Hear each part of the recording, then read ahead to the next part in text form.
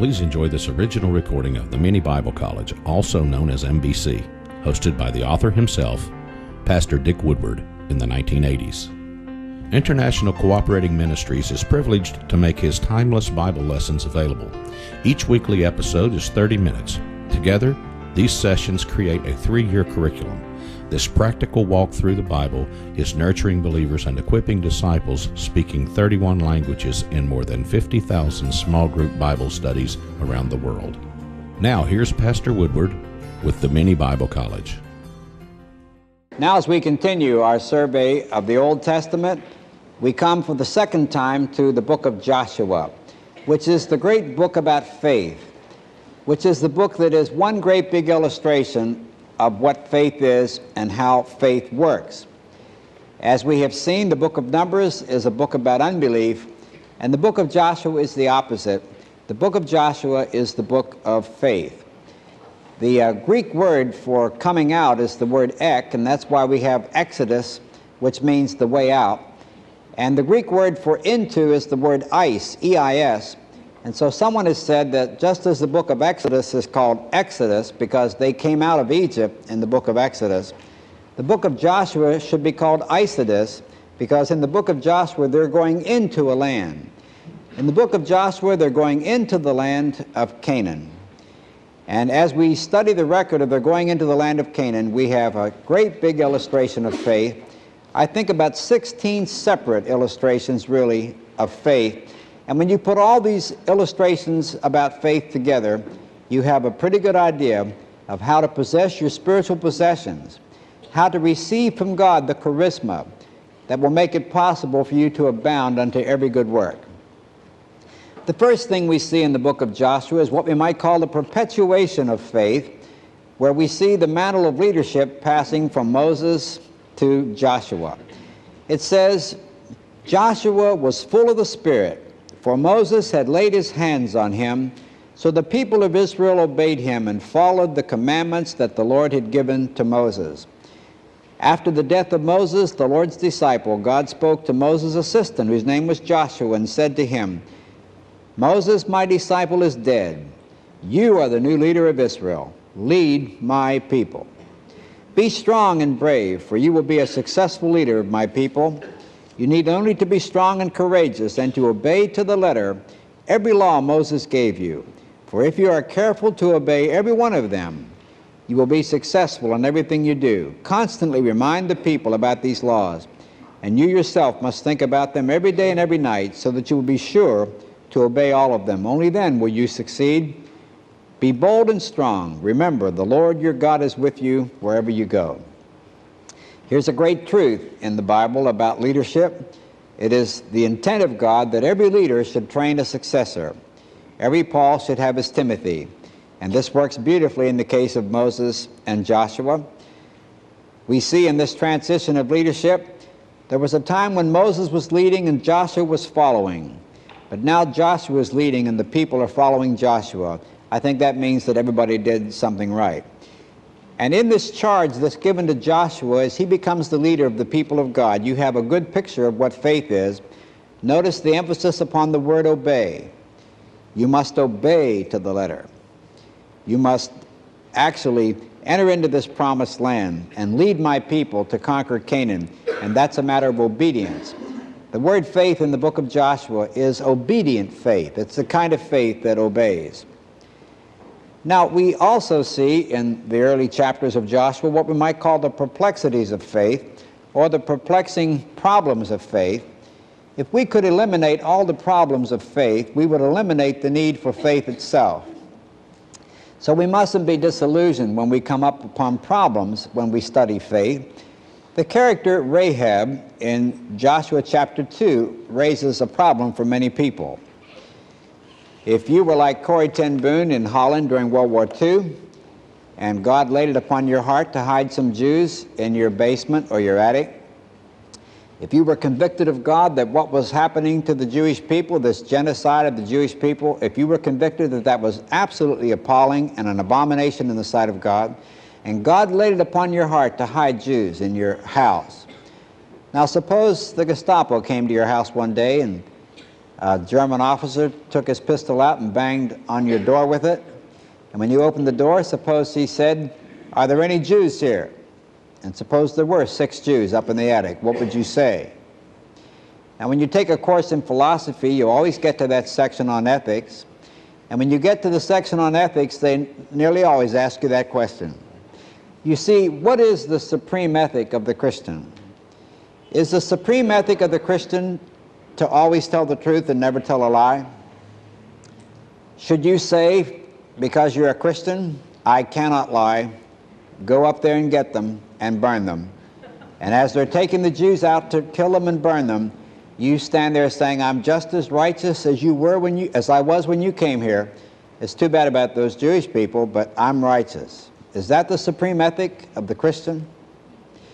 Well, in the story of Rahab the harlot in Joshua chapter 2, that's exactly what happens. Some Jews come to her home and she hides them. And when the authorities come looking for these Jews, she sends the authorities away another direction. Now, she's commended for this.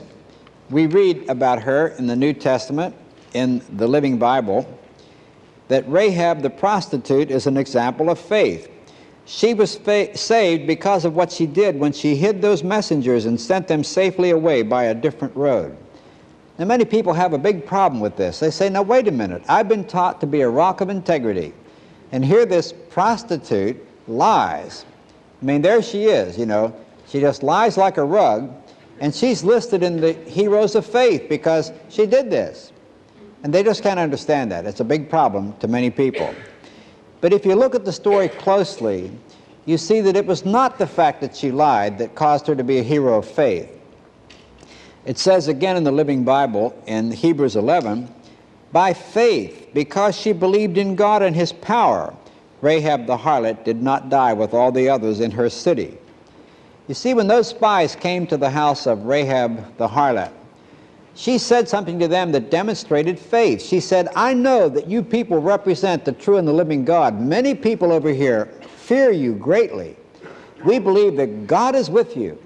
And she says, "Listen, when you come into this land, promise me that you won't kill me."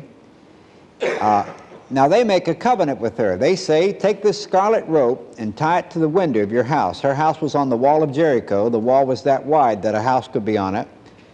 And of course, that red rope that hung out of her window is a beautiful picture of salvation, like Noah's Ark was back in the book of Genesis.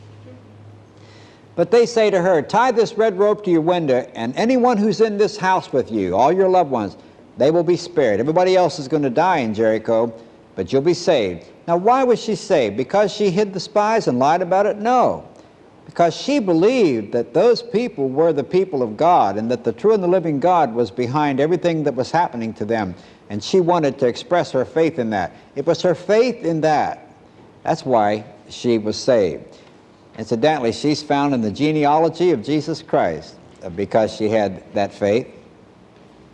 I believe that red rope that hung out of her home, we might call that the picture of faith. So in the opening chapters of Joshua, first of all, we have the perpetuation of faith from Moses to Joshua, and then we have the perplexities of faith, but then we also have this beautiful picture of faith.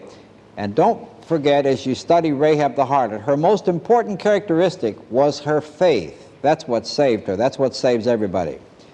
Now in chapter 3, you have the proving of faith. Notice this truth as you come into this book, which is such a study on faith.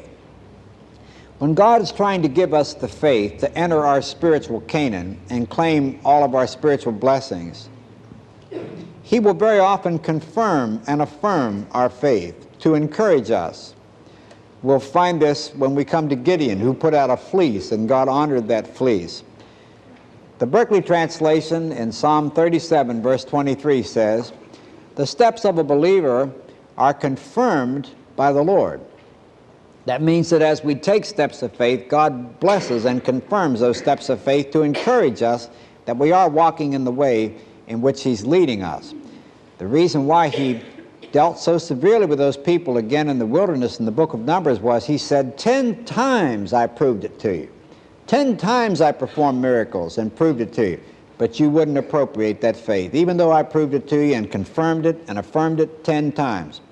So God does confirm our steps. And he does this early in the book of Joshua. He affirms Joshua, and he illustrates to the people that the blessing is upon Joshua just like it was upon Moses. And then he also affirms all the people with miracles. And the purpose of these miracles is to show these people that God is with them, and that when they go across the river Jordan and enter into Canaan, he will bless them and be with them. In chapter 4, they build what I call the pillar of faith.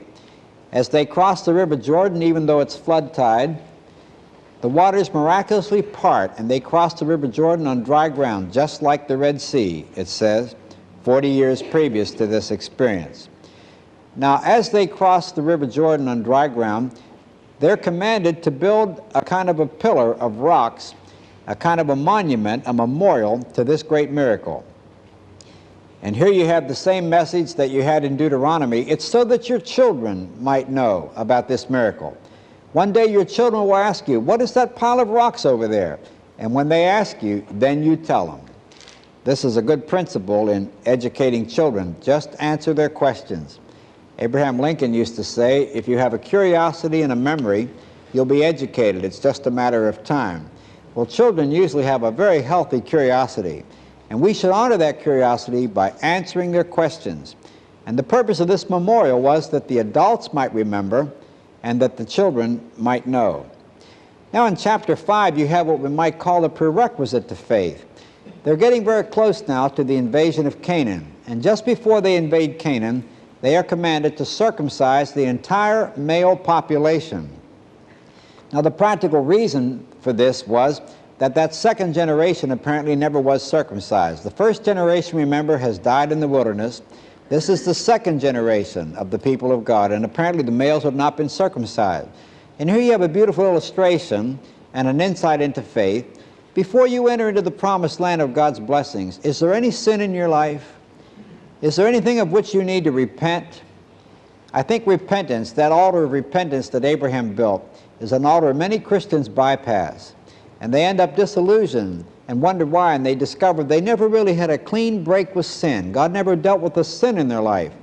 You have to deal with the sin in your life before you can expect God's blessing. And perhaps this commandment to circumcise the male population illustrates that.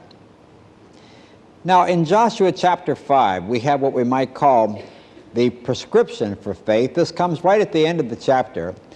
Joshua has issued the order that nobody should unsheath their sword. It's very, very dark when you go out to these places, even today. It's hard for us to imagine in our cities with our street lights what it's like to be out in a wilderness where there's absolutely no light.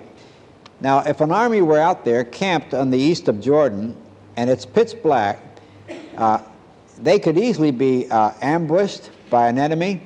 And so they would usually issue the order, don't unsheath your sword. Therefore, if they see anyone with his sword unsheathed, they know immediately it's an enemy, and they can react quicker to this. Now, Joshua goes out for a kind of a midnight walk. It's the night before the Battle of Jericho, and he sees a man with his sword unsheathed. And Joshua challenges him, are you friend or foe? And the answer is, I am the commander-in-chief of the Lord's army. And it says, Joshua fell to the ground before him and worshipped him and said, give me your commands. And this commander-in-chief said, take off your shoes, for this is holy ground. And it says, and Joshua did. All these people of God, we'll see as we survey the Old Testament, all these men of God have their spiritual experience. They all have a subjective spiritual experience. This was Joshua's experience. This experience is what the theologians call a theophany, an appearance of God in some human form. In this case, in the form of a soldier who turned out to be the commander-in-chief. I don't know what Joshua saw that convinced them this was the Lord, but immediately he knew it was the Lord. He was on his face, worshiping this commander-in-chief, saying, give me your orders. Now, apparently, the orders that were given to Joshua were a great challenge. Joshua will illustrate later at the Second Battle of Ai that he was a military genius. Now this was his first military campaign as the leader of God's people. Of course he wanted to demonstrate his military genius. But on this occasion, this commander-in-chief, who is the Lord himself, gives him a ridiculous battle plan. Strategically, it's ridiculous. It must have been a great challenge to Joshua. According to chapter 6 in the book of Joshua, this was the battle plan that Joshua received from the Lord that night before the battle, and this is the plan that is carried out in chapter 6 to the letter. They're told to come out of their encampment, and they're told to go around the city of Jericho. First there was a large body of armed people, then 7 priests blowing on ram's horns, then some priests carrying the ark, and then the rest of the military people, perhaps even the rest of the population. And they were to go clear around the city the first day and go back out to their camp and spend the night, come out the next morning, do the same thing, do that every day for 7 days, but the 7th day they were supposed to go around the city 7 times. That means a total of 13 times they were commanded to go around that city. Now I say this is ridiculous military strategy because when they attacked these big fortified cities, the walls were wide enough to build homes on the top, as you can see here in this artist's rendering of the city of Jericho. And the enemy, usually, the people defending the city, would put up on the wall there all the 4Fs and all the women and children and the people that really couldn't, bear arms. And they had everything up there but the kitchen sink. They had red-hot coals and they had boulders and just everything. And if the enemy came anywhere close to that wall, they just dropped all of that on them. One great general named Abimelech was shamed by the fact that he went too close to the wall when he was attacking a city. We'll read about this in the book of Judges. And an old woman had a millstone up there which was 18 inches in diameter. They ground corn with these millstones. And she dropped a millstone on Abimelech's head. And with his skull crushed, he said to his armor-bearer, "Take my sword out and run me through, lest it be said that a woman killed Abimelech." And so they run him through with a sword so they wouldn't say a woman killed Abimelech. Well, that became a kind of a monument, in military strategy to the army of Israel. Never go close to the wall. That's how Abimelech was killed by an old woman. Well, you see what God was telling Joshua to do? Take all of your people right up to the wall, do a right face, go around that wall, expose everybody in your nation to everything on that wall. 13 times do that. Now, all the time they were going around that wall, they were told not to say a word.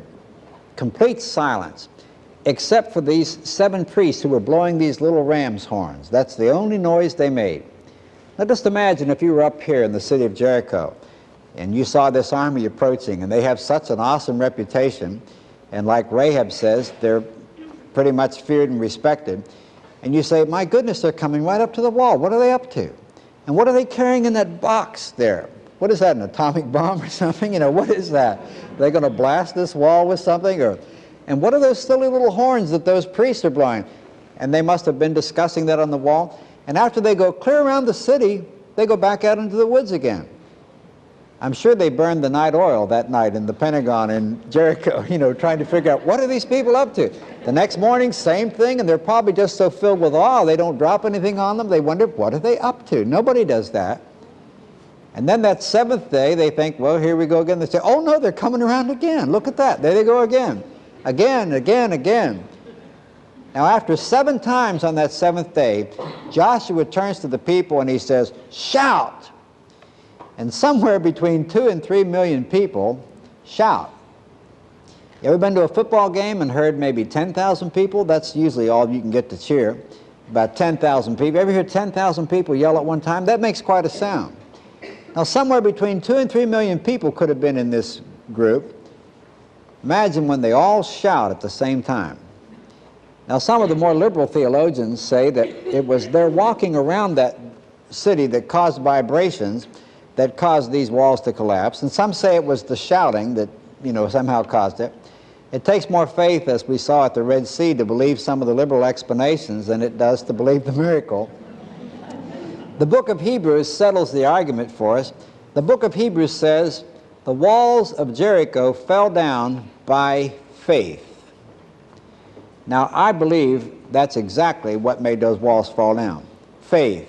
Especially the faith of this little man right up here. See that little white figure up there? That's Joshua. he was what they call in the point. He was right out there leading all those people. I believe that took faith. It took faith for that man to expose all of those people to everything on that wall. The walls of Jericho are immensely wide. If you've been to Jericho and seen them, you know that. When you see the excavated walls of Jericho, it looks as if they're standing up, but really they're lying down flat, but that's how thick they were. I remember being in Jericho on one occasion, and it's very hot in Jericho, and we went into this little store that sold soft drinks. It was the only cool place in the whole country, it seemed, on that day. And there was a woman in there just flaked out on a bench, and her husband was trying to persuade her to come up the hill to see the walls of Jericho. And he said, if you don't come up here, he said, you may never see this place again. And she said, do I have your word for that, George? Will you put your hand on a Bible and swear to me I'll never see this God-forsaken place again? She never wanted to see Jericho again, or the walls of Jericho. But if you've seen the walls of Jericho, you know that they fell down flat. That's the way they are. They're flat. Now, some say it was an earthquake. Well, if it was an earthquake, consider the timing of the earthquake. After Joshua obeys God in every detail, then there's an earthquake, and it kind of swallows up the walls. Apparently the ground opened up and they went down, because it says they charged ahead on level ground, which means the ground must have swallowed them. But if it was an earthquake, it was like that earthquake in Philippi, when the jail at Philippi was shaken apart so that the prisoners were able to escape. It was a miraculous earthquake. But what's the devotional application to the story of Joshua and the Battle of Jericho? I believe the application, the devotional application, is this. When Joshua led those people around Jericho 13 times, he had a plan. Now, militarily, that plan was ridiculous. And he was a military genius. He knew what a good military plan was. Why did he follow that plan to the letter? He followed that plan because he knew one thing about that plan. He knew it was God's plan. He knew God told him to do it. So even though it seemed ridiculous, he did it. You see, Joshua chapter 6, just like the whole book of Joshua, is telling us what faith is and how faith works. Joshua chapter 6, the Battle of Jericho, is telling us the kind of faith that makes it possible for us to enter into our spiritual promised land and receive the charisma to live like godly people. That kind of faith is practical. It's a faith that walks, just like Joshua walked around Jericho 13 times. Just like all those people walked around Jericho 13 times. That's faith. Faith isn't something mystical, something all that subjective. It isn't all that difficult a concept to understand. It's like obedience. It's an expression of faith in that it's obedience. It just walks. But of course, the story of Jericho, the real application is this. The faith that walks is the faith that works. That's the faith that works. And that's the kind of faith that wins the battles. Now, that's the kind of faith that won the Battle of Jericho. That's the kind of faith that worked at Jericho. The kind of faith that walked. Now, I wonder, is your faith that kind of faith? Do you think that faith is some sort of an intellectual proposition? You know, Jesus told us in the New Testament that his word was not just the word of another rabbi coming down the pike. He said, my word that I'm teaching you is the word of God. And when people questioned that in the 7th chapter of the Gospel of John and said, how can we know that? Jesus said, if any man wills to do God's will, he will know whether this teaching comes from God or whether it's just the idea of another rabbi. What Jesus said was, if you really want to know, you have to do. Now that's just the opposite to the way the intellectual likes to approach things. The intellectual likes to say, you get to me here, reach me intellectually, and then I'll follow through volitionally. But Jesus said, no, it's the other way around. You commit yourself volitionally, and then you'll become convinced intellectually. First commit yourself, first walk around Jericho, and then you'll discover a faith that works and wins. But you've got to commit yourself to walk. You have to commit yourself to it. The intellectuals have been saying for generations, centuries really, believing is seeing. Now I really believe that the scripture puts it this way. David in Psalm 27 says, and he did a lot of living, he says, I would have fainted unless I had believed to see the goodness of God in the land of the living. The intellectual says, contrary to what I said, seeing is believing. But God has always said believing leads to seeing. I think that's what we see illustrated in the Battle of Jericho. When they committed themselves to walk around Jericho 13 times, they proved God, and God proved them. I knew a man who was called of God to build a radio station in Quito, Ecuador, and he was a man who walked with God. His name was Dr. Clarence Jones, and he built the station HCJB in Quito, Ecuador. He said that one day God laid it upon his heart to build an antenna atop of a certain mountain, and he said God made it unmistakably clear that that antenna should be built on that mountain. He called this divine radar. He said through his divine radar, God showed him that's where the antenna should go. Now all the engineers said to him, Clarence, that's a mistake. There are minerals in that mountain that will just draw in and magnetize that signal, and that signal won't go anywhere. And so he would go back to his prayer closet and pray, and God would say, that mountain, that's where you build the antenna. Now this old man had enough faith to go against all the engineers, all the expert advice, and he said, put the antenna on that mountain. And those minerals that the engineers said were going to magnetize the signal and draw it in did the opposite. They repelled the signal, and it bounced all over the world. And he was asked to lecture all over the world on this electronic miracle that he pulled off by putting that antenna on that mountain. And he was asked to go out as if he were a genius of some kind and tell how he knew so much that he should do that. I thank God for people who believe in divine radar. I believe in divine radar. I believe it's possible for God to come to you. It's possible for God to communicate with me. A plan, something he wants us to do. And sometimes he'll deliberately test our faith with that plan. It may be a plan like the plan of the conquest of Jericho. Militarily, it's ridiculous. And God may give us a plan like that sometimes just to test our faith. If you know God well enough, if you trust your divine radar enough to know that God has told you to do it, Jesus again put it this way, whatsoever he saith unto you, do it. The mother of Jesus, rather, said this to the servants there at the wedding in Cana of Galilee, whatever he says to you, do it. If you know God is telling you, it's always safe to do it. Now, God doesn't always do it this way. We'll see this at the second battle of Ai, where Joshua demonstrates the fact that he's a military genius. God is a God of order and design, and the normal thing is that he has a plan that's fearfully and wonderfully made. But there are times when God will test our faith like he did the faith of Joshua. But never forget as you come to the book of Joshua that this chapter, chapter 6, at the heart of the book tells us that faith is practical. It's a faith that walks, and it's a faith that works, and it's a faith that still wins the battles of life.